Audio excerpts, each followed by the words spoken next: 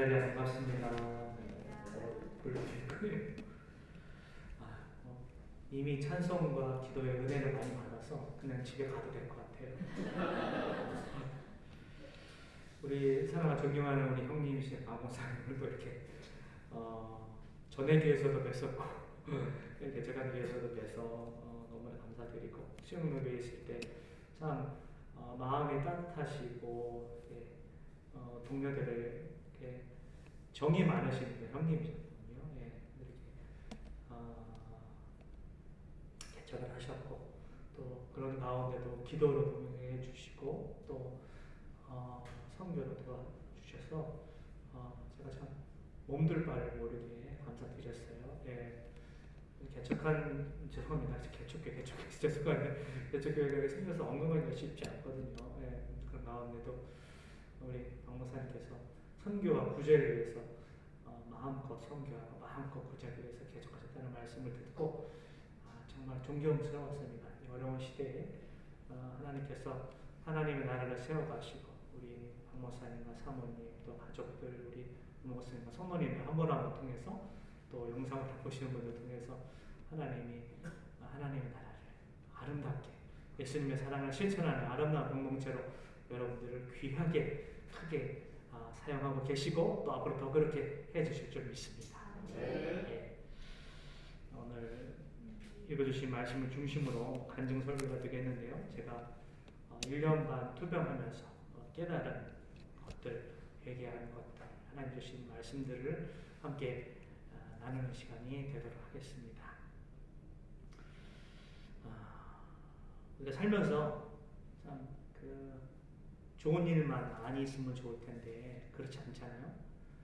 고난이 많이 있어요. 여러 가지 고난이 있어요. 제가 올해 막나이로 54살인데 50대가 돼서 그런지 몰라도 주변에 있는 사람들 같은 비슷한 나이 될 거 아니에요. 그러니까 아프신 분이 많은 거예요. 지난 주일에 봤던 그분 목사님도 당뇨가 있으시고 사모님도 병이 있으시고 지난 수요일날 갔던 신대원 동기 목사님의 교회도 사모님이 많이 편찮으신 가운데 목회를 하고 있는 분도 있고 암이나 여러 가지 질병 가운데 고통받으신 분들도 계시고 또 그 외에 질병 아니더라도 그 외에 어떤 사업의 문제, 가족의 문제, 이혼의 문제, 자녀의 문제 여러 복잡한 눈물의 일들이 많이 있잖아요. 그렇죠? 없으면 참 좋을 텐데 우리 인생이 그렇지 않다는 거예요. 그래서 우리가 하나님을 믿기 때문에 그런 것들이 때로는 속상할 때가 있어요. 하나님의 사랑의 하나님이라 그랬고 하나님이 자기 백성을 돌보신다 그랬고 예수님을 십자가에 달려 돌아가게 하시는 만큼 우리를 사랑하시는데 우리 인생에 왜 이렇게 힘든 일이 하나님 있습니까? 라는 마음을 품을 때가 있다는 거예요. 그렇죠? 그런 가운데 제가 재작년이죠. 2020년도에 몸이 서슬서슬 안 좋아지고 거두절미하고 작년 1월 29일 날 폐암 4기 B 진단을 받았어요. 작년 1월 달 2020년 12월 이때는 상태가 아주 안 좋았습니다. 진단 받을 때는 하나님이 저를 데려가시는가 보다라고 생각을 했었어요. 그런 가운데 먼저 하나님이 저에게 주신 말씀이 히브리서 12장 5절 말씀이었어요. 함께 한번 찾아봤으면 좋겠는데요. 히브리서 12장 5절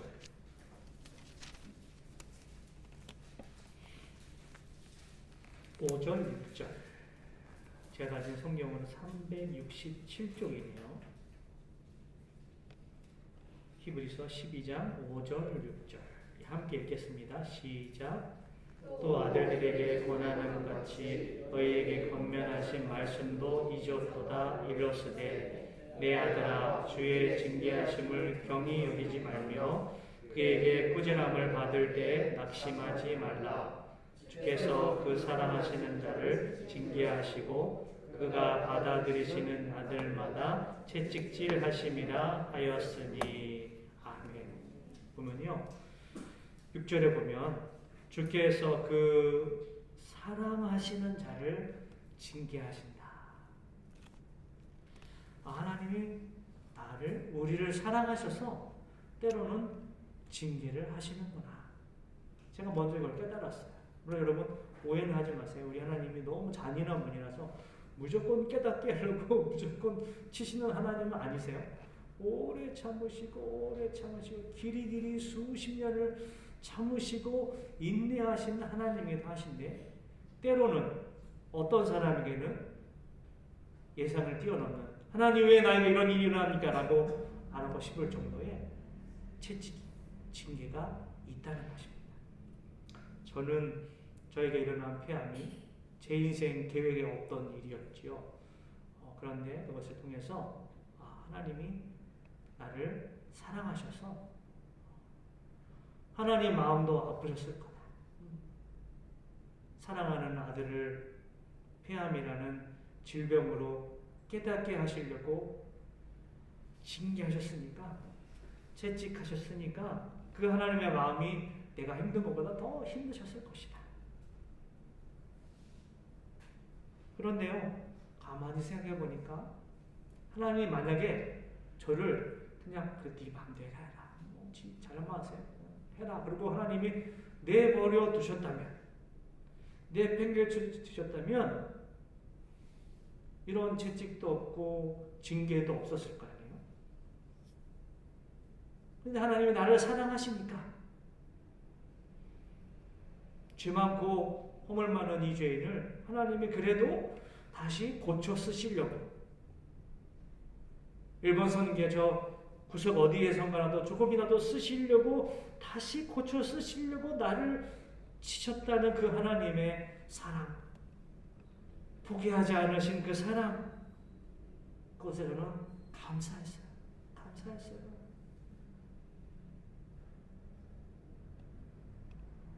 처음 진단받을 때는 암 종양이 대충 오른쪽 하엽에 주먹만 하는 것이 있어서 의사도 진단 때는 완치는 불가능하고 수술도 불가능하다. 조금씩 엮이긴 했지만 췌장이나 부신이나 근육, 뼈에도 일부 살짝 전이가 되어 있었기 때문에 더 가운데서 시작했을까요? 림파선? 하여튼 림프 쪽부터 시작했기 때문에 수술이 불가한 상태였습니다. 그래서 의사가 빨리 그 치료를 받아야 된다라고 해서 바로 하나님의 은혜 가운데 작년 2월부터 12주 항암 치료를 했는데, 하나님이 붙잡아 주셔서 그 주먹만 했던 암이 약 12주 끝났을 때는 대충 엄지손톱만큼 줄어들었어요. 지금 대충 그만한 게 계속 여기 있어요. 하나님이 더 기도하고 하나님을 붙들고 살게 하시려고 하시는지 모르겠지만, 그렇게 치료하는 가운데 지금 이렇게 또 올 4월부터는 이제 다음 단계로 표적 치료제로 치료를 하고 있어요. 감사하게도 그 암 종양의 변이 유전자가 일본에도 한국에도 1% 미만밖에 없는 희귀한 유전자인데, 감사하게도 그 약이 이미 개발되고 복용을 하고 있었기 때문에요.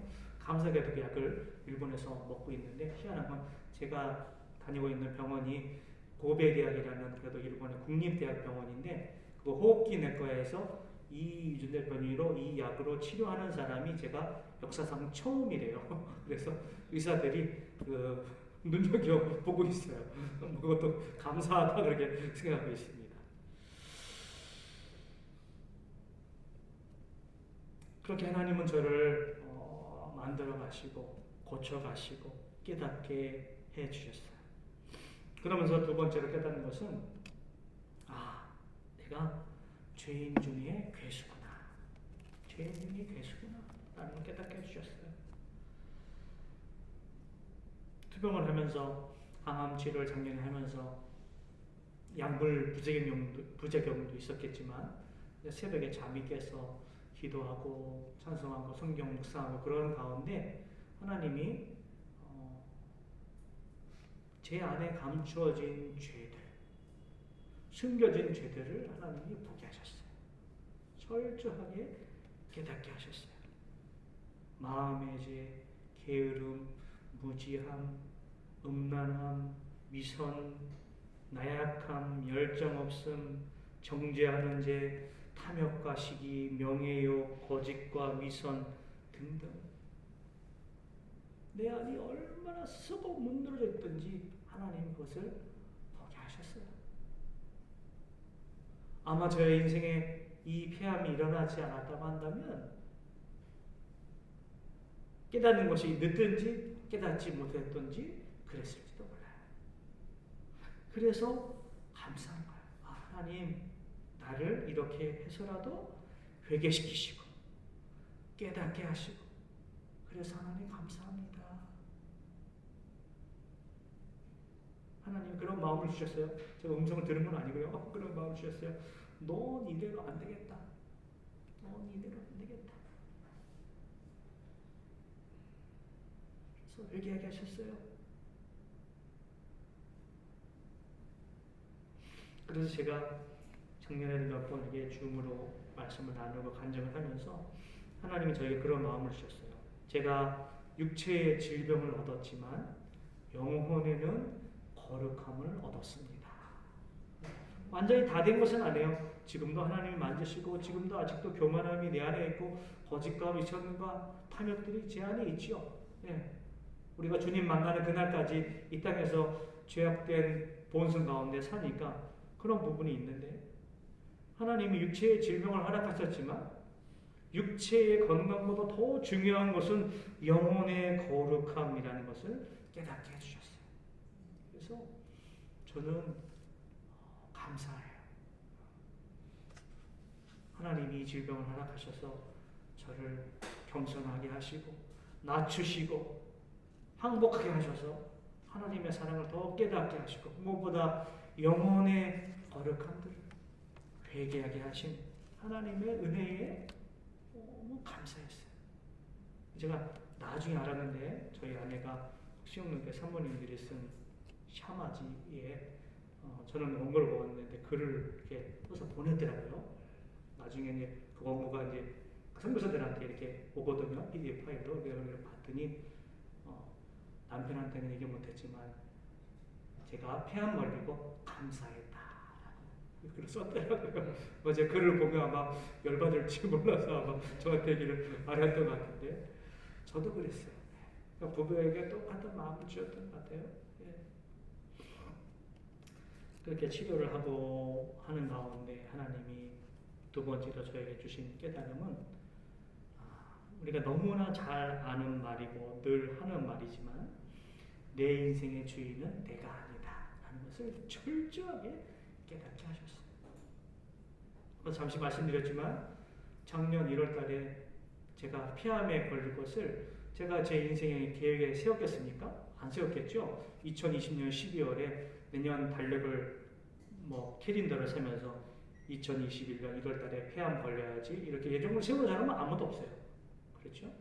근데 그 인생에 그게 제 인생에 확 들어온 거 아니에요. 확 들어오면서 모든 것이 다 제 의지와 제 계획과 제 뜻대로 아무것도 할 수 없는 상황이 돼버린 거예요. 병을 제 마음대로 할 수 없고 그 인생을 앞으로 어떻게 할 수 없고 코로나가 와서 목회 여러 가지 모든 상황 가운데 하나님이 저를 철저하게 낮추셨어요. 우리는 살아가면서 입으로는 생각으로는 하나님이 내 인생의 주인입니다 라고 말하고 고백할 때가 많이 있어요. 그것이 다 잘못됐다는 말씀은 아니지만 그런데 가만히 제가 제 인생을 돌이켜보니까 하나님이 내 인생의 주인입니다 라고 말을 하면서도 그래도 놓지 못한 어떤 욕망이라고 해야 될까요? 탐욕이라고 해야 될까요? 주도권이라고 해야 될까요? 주인의식, 그것이 제 안에 있는 거예요. 그런 것들이 있는 거야. 그런 것들을 이 폐암 두 병 중에 하나님이 철저히 보게 하셨어요. 그러면서 투병을 하면서 제 인생이 제 마음대로 안 되는 방향으로 지금 가고 있잖아요. 인간적으로 보면 근데 가만히 생각해 보니까 내 마음대로 안 된 것이 더 잘 된 것이고 내 마음대로 안 된 것이 더 복된 길이구나 라는 것을 깨닫게 됐어요. 정말로 인생의 주인은, 목회의 주인은 하나님이시다라는 것을 아주 리얼하게 하나님이 깨닫게 하셨어요. 왜? 아무것도 못하고 뭐 항복시키셨으니까. 의사에게 완치는 불가능합니다. 치료를 할 수 없습니다. 라는 얘기를 일본 의사니까 이렇게 아주 완곡한 표현으로 이렇게 애둘러서 얘기를 했겠죠. 뭐 요즘에는 뭐 말기로 말 안 쓰니까 그렇긴 하지만 쉽게 말하면 말기잖아요. 폐암 말기고 수술 불가능하고. 차마 제 입으로 몇 개월이나 살 수 있을까요? 라고 물어보기는 좀 그래서 제가 물어보지도 않았어요. 하나님이 갖추시고 겸손하게 하시고 영혼을 가난하게 하셔서 하나님을 바라보게 하셨어요. 정말 하나님만 바라보고 사는 것이 무엇인지를 죄송하지만 목사 선교사가 되어서 이제서야 더 제가 제 눈으로 아주 확실하게 보고 깨달으며 살고 있는 것 같아요.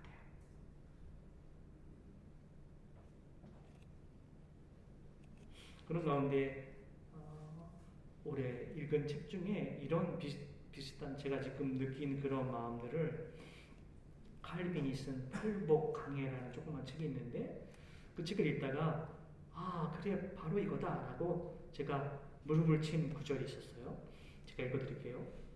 고통이 우리를 심령이 가난한 사람으로 만들 때, 즉 우리의 필요가 도움을 얻기 위해 하나님을 바라보도록 우리를 강요할 때, 그때가 참된 행복을 발견할 때입니다. 우리가 너무 심령이 가난해져서 우리의 필요가 있긴 한데 그 도움을 얻기 위해서 하나님을 바라볼 수밖에 없는 상황, 처참한 상황이라 합시다. 그 처참한 상황이 실은 참된 행복을 발견할 때다라는 것입니다. 여러분, 사람은요, 제가 이렇게 질병 가운데 있고, 일본에서도 특별히 내세울 것도 없고, 아무것도 정말 화려한 경력도 없지, 화려한 학력도 없지, 아무것도 없는 정말 무명의 선교사예요. 그런 가운데 병까지 얻었으니까 정말 세상적으로 보면 진짜 아무것도 아니잖아요. 아무것도 할 수 없어요. 그런데 그 가난함에 하나님이 저를 죄송합니다. 연합해서 확 쳐박으신 거예요. 네. 그것을 확 꽂아버리신 거예요. 그러면서 그것이 진짜 행복이다 라는 걸 깨닫게 해주셨어요. 그래서 저는 감사해요. 네. 작년 올해가 어떻게 보면 저희 부부 결혼한 지 26년, 제가 신대원을 2000년에 갔으니까 신학교까지 하면 22년 됐는데 제일 행복한 시간을 보내고 있는 것 같아요. 몸이 좀 체력이 많이 떨어져서 좀 그런 부분이 있긴 하지만 마음은 감사해요. 하나님께 다 맡겨버렸어요. 암이라는 게 조금 작아졌다가도 갑자기 또 그렇게 커질 수도 있고 갑자기 전이가 될 수도 있잖아요. 그러니까 내일은 남 몰라요라는 찬송이 정말 남의 찬송이 아닌 거예요. 내일은 정말 남 몰라요. 그래서 하루하루 아침에 눈을 뜨고 태양을 보는 것이 감사해요. 건강할 땐 몰랐어요. 건강할 땐 그냥 간접적으로 알았는데 이제는 아는 거죠. 오늘도 하루를 맞이하는구나. 오늘도 내가 살아있구나. 하나님 나를 살리셨구나.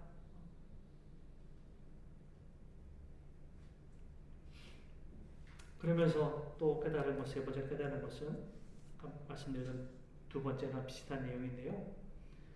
하나님의 주권을, 하나님의 섭리를 아주 철저하게 깨닫게 됐어요. 우리가 특별히 정로교인들은 하나님의 주권, 하나님의 섭리를 되게 많이 하고 믿고 있잖아요. 전지전능하신 하나님, 모든 것을 다스리신 하나님, 모르는 것이 없으신 하나님. 이라고 찬송 부르고 고백을 하는데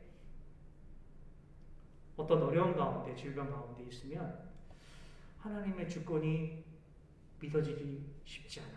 네. 거부하고 싶어요. 왜? 라는 질문을 먼저 하기 쉬워요. 네. 그런데 제가 하나님의 주권과 하나님의 섭리 이런 부분들을 이제 아프니까 그런 부분을 좀 고민하게 되잖아요. 고민하고 책을 읽고 기도하는 가운데 하이델베르크 교리문답이라는 게 있어요. 교리문답 27번에 이런 질문이 있어요. 문답이니까 문과 답이 있을 거 아니에요. 문. 당신은 하나님의 섭리를 어떻게 이해합니까? 이런 게 있었네. 그걸 본 거예요. 답이 정확해요. 전능하시고 현존하시는 능력으로 이해하는 하나님은 이 능력으로 천지와 모든 피조물을 그 손으로 유지하시고 다스리시며 나뭇잎과 풀, 비와 가뭄, 풍년과 흉년, 먹는 것과 마시는 것, 병과 부와 가난, 그 외의 모든 것이 우연히 나타나는 것이 아니라 아버지의 손으로부터 우리에게 주어지는 것입니다. 아멘. 하나님의 섭리를 이해하고 믿는 것은 좋은 것만 알게 되는 것을 믿고 받아들이는 것이 아니라 비도, 가뭄도, 풍년도, 흉년도, 병도, 부도, 가난도 그 모든 것이 그저 우연히 재수가 없어서 일어나는 아니면 운이 좋아서 일어나는 것이 아니라 하나님 아버지의 손으로부터 나에게 주어진 것이다. 그것을 믿는 것이 하나님의 섭리를 믿는 신앙이고 하나님의 주권을 믿는 신앙이라는 것입니다. 물론 저도 이 부분을 100% 완벽하게 믿고 받아들이냐라고 하면 그러질 못한 것 같아요. 그렇지만 이전보다는 더 그렇구나. 마태복음에 있는 말씀처럼 참새 한 마리도 하나님의 허락 없이는 떨어지지 않는다 그랬잖아요. 그렇게 보면 하나님의 사랑하는 자녀에게 제 질병뿐만 아니라 여러 어려운 일들, 특별히 고난 가운데 슬픔 가운데 있는 일들이 우리에게 일어날 때 힘들어요. 힘들고 아프고 괴롭고 육체의 고통 또는 이 돈의 고통 때문에 괴로우신 분들이 많이 있어요. 근데 그런 가운데서도 완전하지는 않다 하더라도 아버지의 손으로부터 나에게 주어졌구나. 그리고 그곳에서 그 상황 가운데서 그 눈물과 처참한 상황 가운데에서 하나님의 마음을 발견하면 그것이 행복할 때라는 것입니다. 우리는 전능하신 하나님을 믿습니다. 사랑의 하나님을 믿습니다. 전지하신 하나님을 믿습니다. 그런 가운데요, 제가 그런 마음이 들었어요. 이게 아프면서 왜 이런 일들이 일어난다? 아니면 세상에 있는 일들, 주변에 아픈 분들이 많이 일어나잖아요. 제가 작년에 이제 그 독서 모임을 알게 된 타교단 장교 목사님을 한번 목동에 있는 분 아는데 그 사모님이 갑자기 폐암으로 병원에 입원하시고 중환자실에 40일 계시다가 소천하셨어요. 나이는 저보다 조금 어리신 것 같아요. 그렇게 보면 그런 일들이 주변에서 일어나는 거 보면 너무 힘든 거예요. 또 어느 젊은 사모님도 그분도 같이 독서 모임을 해서 알게 된 여수에 있는 사모님이셨는데 그 사모님은 같이 독서 모임에서 만난 분인데 그 사모님이 저보다 더 힘든 암투병 중에 있었는데 한 달 전에 그 사모님도 독일에 치료하러 갔다가 돌아오셔서 소천하셨대요. 보면서 다 이해할 수 없어요. 그런 가운데 제가 그런 마음이 들었어요. 하나님, 다 이해할 수 없는 것이 당연하군요. 하나님의 마음을, 하나님의 섭리를, 하나님의 계획을 우리가 어찌 다 알겠습니까? 그런데 힘들지만 제 입술 가운데 이런 고백을 하기 원합니다. 힘들지만 하나님이 행하시는 모든 것은 선하고 아름다우시다. 여러분 믿습니까? 사실 이 고백을 하기가 쉽지 않습니다. 또 고통 가운데 있는 또 하기 싫을 거예요. 너다 해라 이럴 수도 몰라요. 그런데 하나님을 믿는다는 것은 하나님이 행하시는 모든 것은 선하시고 아름다우시다. 그것이 하나님의 주권과 하나님의 섭리를 믿고 순종하며 나아가는 삶이라는 것입니다.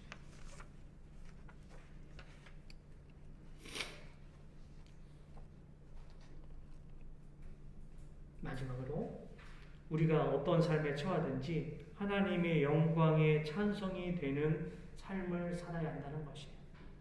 에베소서 1장 해보진 않겠지만 1장에 보면요, 우리가 지음받은 목적, 우리가 창조된 목적, 우리가 구속받은 목적이 하나님의 영광에 찬송이 되게 하려 함이라는 구절이요 구구절절 나옵니다. 그렇게 보면요 여러분, 우리가요 믿음이 연약할 때, 믿음이 부족할 때는 잘 될 때 할렐루야 하나님 찬송하기 쉽습니다. 하지 말라 그래도 할렐루야가 튀어나옵니다. 그런데 어때요? 힘들 때, 어려울 때, 고통 가운데 있을 때, 저보다 더 고통 가운데 있을 때는 하나님을 찬송하기 쉽지 않아요. 하나님을 기뻐하기 쉽지 않아요. 그렇죠? 그런데 가만히 생각해 보면 우리가 잘 나갈 때든 안 나갈 때든, 부할 때든 가난할 때든, 성공할 때든 실패할 때든, 건강할 때든 아플 때든 그 어떠한 상황도 우리가 하나님을 찬송하고 하나님을 기뻐하고 하나님의 영광에 찬송이 되는 삶을 방해할 수 없다는 것입니다. 그런 삶을 살아야 되는 거예요. 그래서 가난할 때도 하나님을 기뻐하고 실패할 때도 하나님을 기뻐하고 어려울 때도 하나님을 기뻐하고 투병 중에도 하나님을 기뻐할 수 있다면 그 사람은 정말 세상을 다 얻은 사람이고 하나님의 마음을 얻은 자인 줄 믿습니다. 우리가 이런 삶을 살아야죠. 그런데 세상 가치관, 세상 기준 어떻습니까? 그런 것이 교회 안에 들어와서요. 예를 들어서 교회 안에서 어느 권사님 아들이 서울대 가서 야 역시 믿음이 대단해 막 그러고 저처럼 대학교 떨어진다 그러면 평상시 기도를 안 하더니 뭐 이렇게 하기가 쉬워요. 그런데 그렇지 않아요.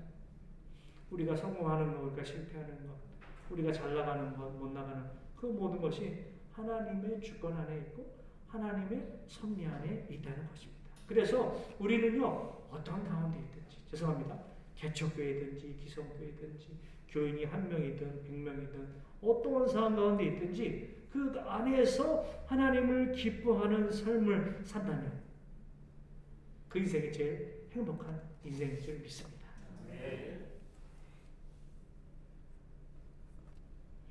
이제 말씀을 마치겠는데요. 계속 이제 치료 중에 있습니다. 먹는 약으로 제가 복용을 하고 있어요. 그래서 이 약도 일단 1년을 예상을 하고 먹게 되는데 모든 것을 제가 하나님께 다 맡겼습니다. 그래서 치료약을 먹으면서 하나님이 저를 고치시고 더 살려주시면 하나님의 계획이 있으셔서 일본 선교를 위해서 하나님이 쓰시려고 저를 살리시고 고치는 것이고 하나님이 조금 일찍 데려가시면 그것도 하나님의 뜻이다. 그런 생각을 하니까요 마음이 편안합니다. 여러분 우리가요 조금 일찍 가고 조금 늦게 갈 뿐이잖아요. 다 가거든요. 죄송합니다. 젊은 분도 많이 계속 여기 계신 정말 죄송한데 다 가잖아요. 조금 일찍 가고 조금 늦게 갈 뿐이에요. 그러면 이 땅에 하나님이 우리의 삶을 허락해 주셨단 말이에요. 어떤 분에게는 80년, 어떤 분에게는 70년, 어떤 분에게는 90년까지 삶을 허락해 주셨다면 그 허락해 주신 그 인생들을 하나님을 기쁘시게 해드리는 삶을 살아가시길 간절히 소원합니다. 그 마음을 품고 살아가는 우리 나눔교회 사랑하는 모든 성도님 되시기를 예수님의 이름으로 축원합니다. 이제는 나고 내가 그인 줄 알라. 나 외에는 신이 없도다. 나는 죽이기도 하며 살리기도 하며 상하게도 하며 낫게도 하나니 내 손에서 등이 빼앗을 자가 없도다. 아멘. 이제는 우리 주 예수 그리스도의 크신 은혜와 우리 하나님 아버지의 극진하신 사랑하심과 성령님의 위로 교통 충만 복주시는 은혜가 가난한 후에도 건강해도 아파도 죽어도 살아도 하나님 손에 붙들린 인생인 줄 알고 나를 붙들어주신 하나님을 사랑하며 살아가는 이 복된 종들 한 분 한 분 위에와 그들의 가정과 산업과 건강과 사역 위에 이 나라와 이 민족과 세계 열방과 주님께서 피로 값지고 사신 우리 MBC 나눔교회 그리고 윤선호 선교사님 가정과 건강과 사역 위에 이제로부터 영원토록 함께 하실지어다. 아멘.